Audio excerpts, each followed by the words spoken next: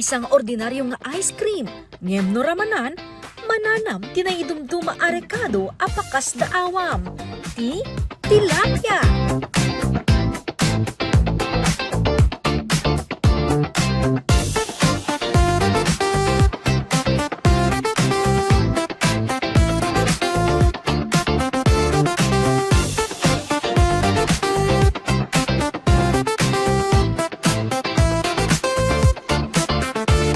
Sipod daw en 2024, may sa titilapia ice cream kadagiti iad adal ti Bifar Cordillera kadagiti post-harvest training da. Bunga da ito iti panaglimot, kag panag-eksperimento ti ahensya. Tilapia is our main ingredient mainly because yun yung kinukulture na natin dito sa atin.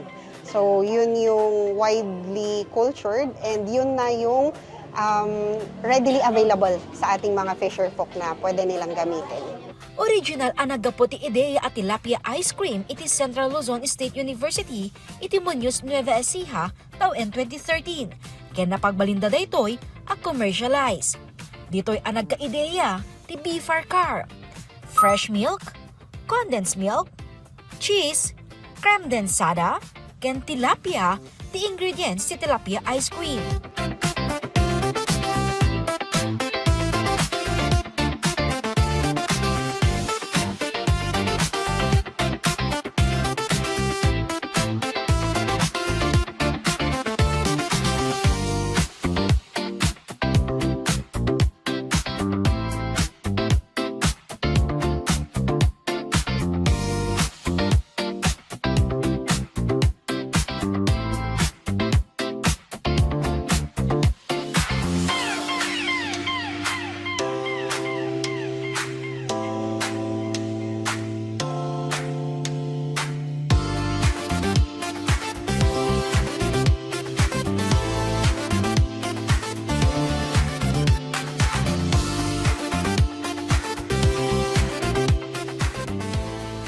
Maipalamiis da ito iti freezer iti agpatnag.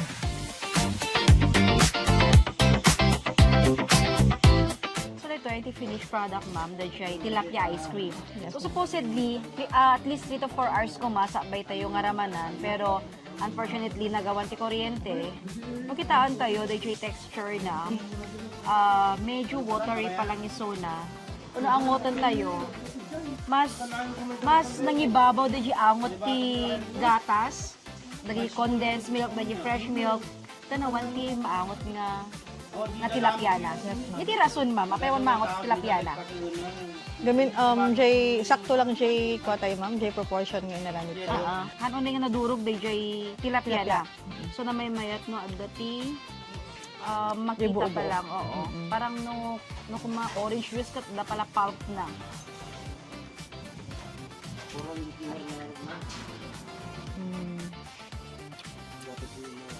Marama na, mas marama na di gatas. Kasi ito ay ballet cheese, kan tilapia.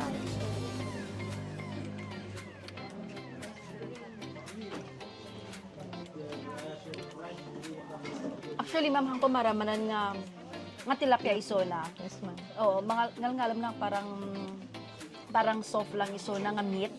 Pero hangko nga maramanan nga, hangko mo nga tilapia iso na. Unless, naibaga kanya. Imbag. Tapos, Mabalin nga, mabalin different nga- flavors. oo, mabaling nga kampay sa baling nga flavor. Pero dito ay vanilla. Yes, ma'am. Damo dagiti miyembro ti Cosili West, Lobong Makarkaramay Fisher Folks Association, iti agarami ti tilapia ice cream. Ken para kada kwada, approve da itoy. Dada. Nabimbag.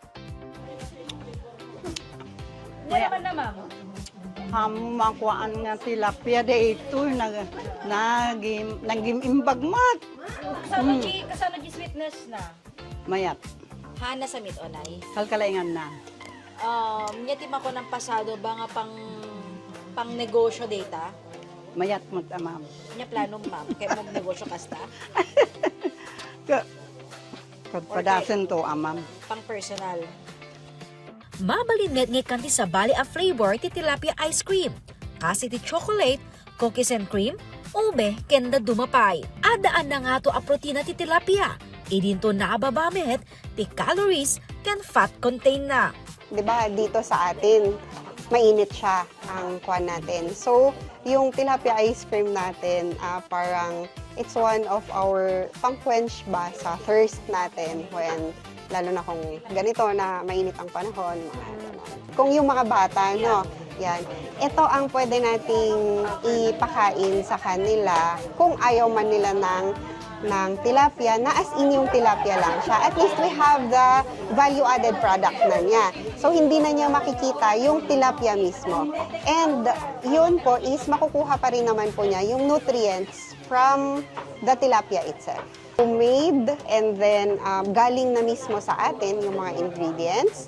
Tapos, yun, locally produced siya. Yung uniqueness niya as being the tilapia being the main ingredient niya.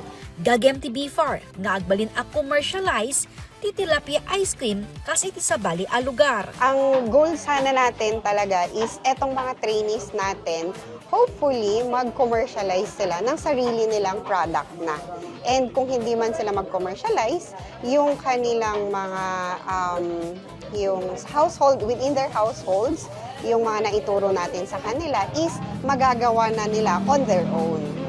Manipot iti gagangay a putahe. Itan, mabalinin a pagsinamit ti tilapia. Kas iti tilapia ice cream. Ti tilapia ice cream ket produkto it eksperimento ken inobasyon. Jessica Boreta, Balitang Solid North.